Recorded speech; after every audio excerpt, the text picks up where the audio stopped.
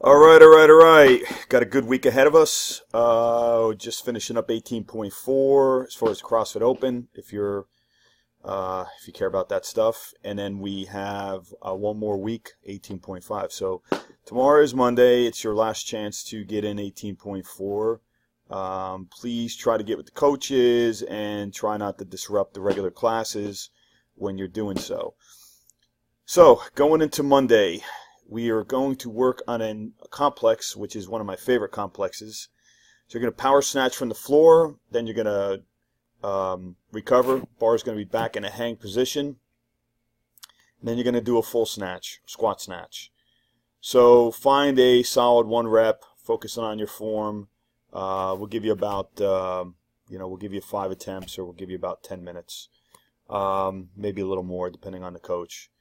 Let me actually write that in there. I'll fix that later. Going into back squat.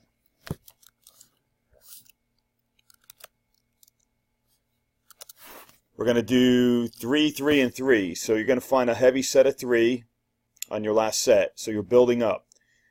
Try to improve by 5 to 10 pounds compared to February 19th. So as you can see, there's a little bit of a pattern here, right? This is called a linear progression. We're going from 5 to 3 to 1 rep. We do a deload week. It's not even really a deload week. It's just kind of a back off. And then we're going to do 5 to 3 to 1.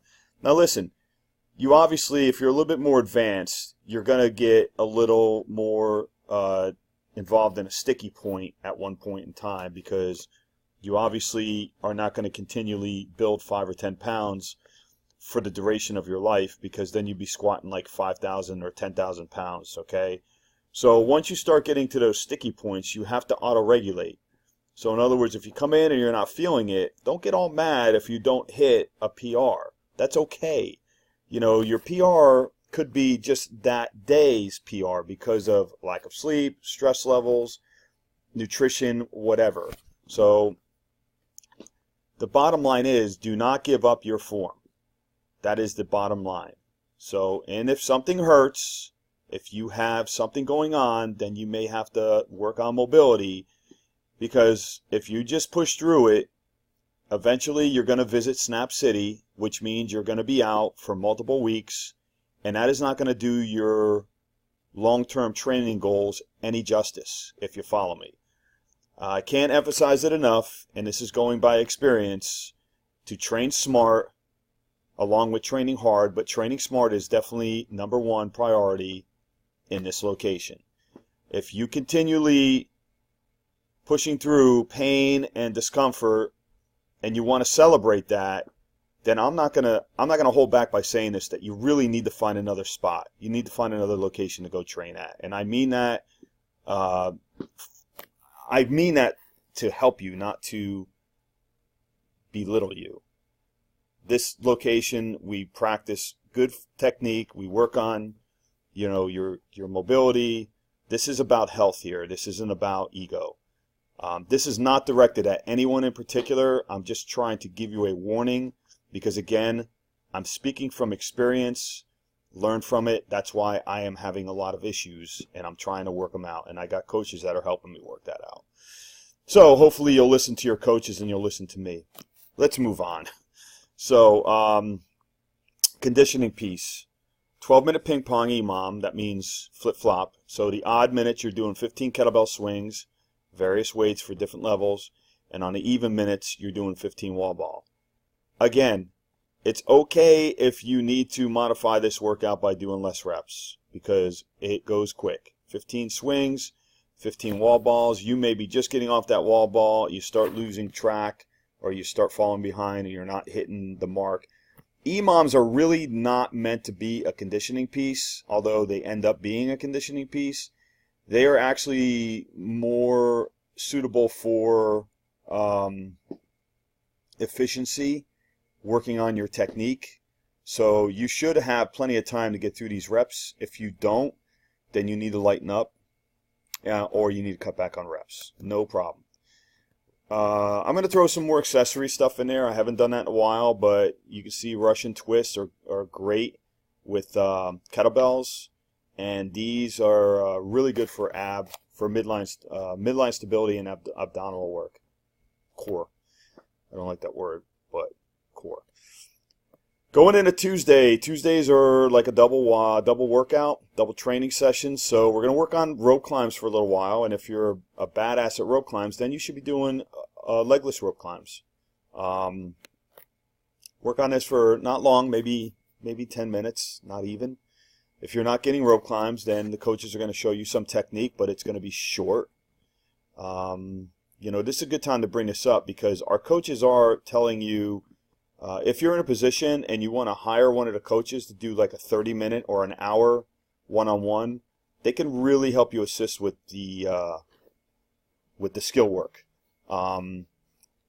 This kind of like helps, it prevents them from trying to teach you when they have a class going on because they're very limited.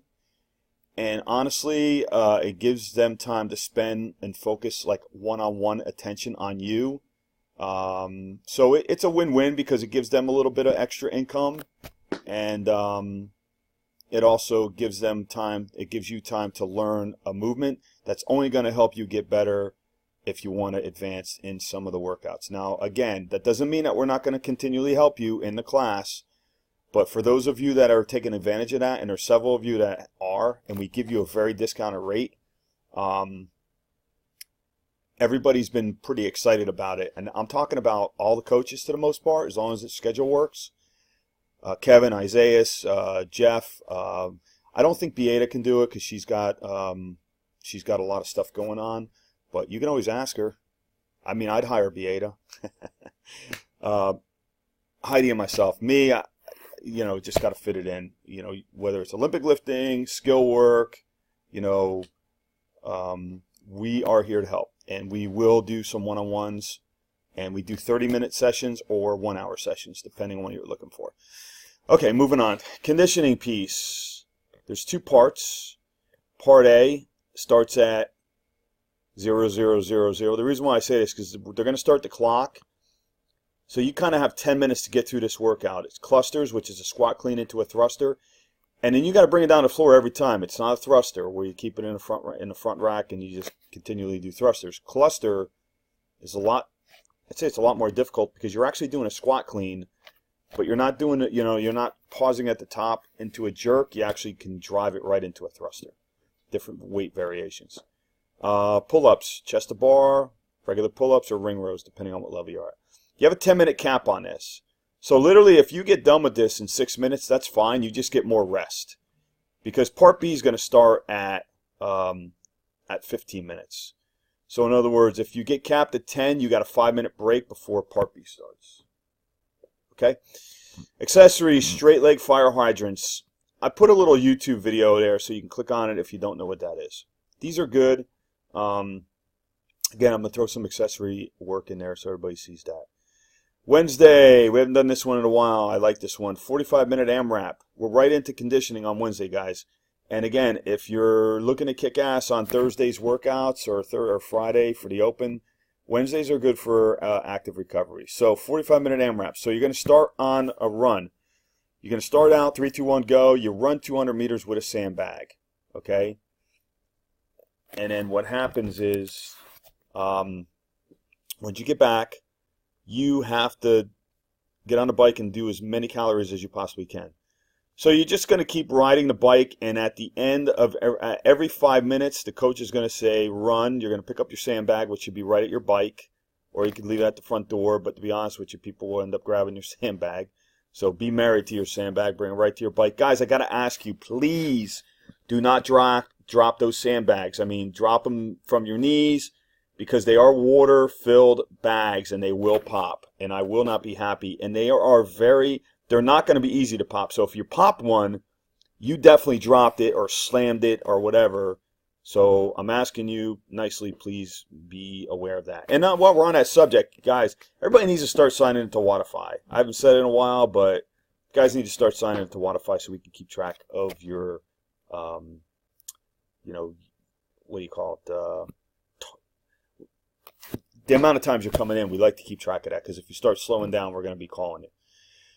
Thursday, we haven't worked on jerks in a while. Well, we did it like last week, but we're going to start working on it a little bit more.